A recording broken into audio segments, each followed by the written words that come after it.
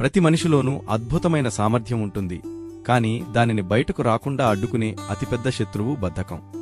రేపు చేద్దాంలే అనే చిన్న ఆలోచన మన జీవితాశయాలను నీరుగారుస్తుంది. గొప్ప రాజనీతిజ్ఞుడు ఆచార్య చాణక్యుడు తన నీతిశాస్త్రంలో బద్ధకాన్ని మనిషిని దహించే నిప్పుతో పోల్చారు.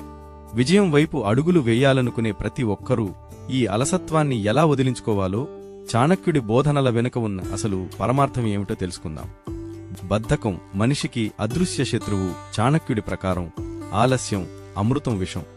ఒక పనిని వాయిదా వేయడమంటే మనకు వచ్చే అవకాశాన్ని చేజేతులా పక్కకు నెట్టేయడమే. బద్ధకం అనేది కేవలం శారీరక అలసట కాదు, అది ఒక మానసిక జాడ్యం.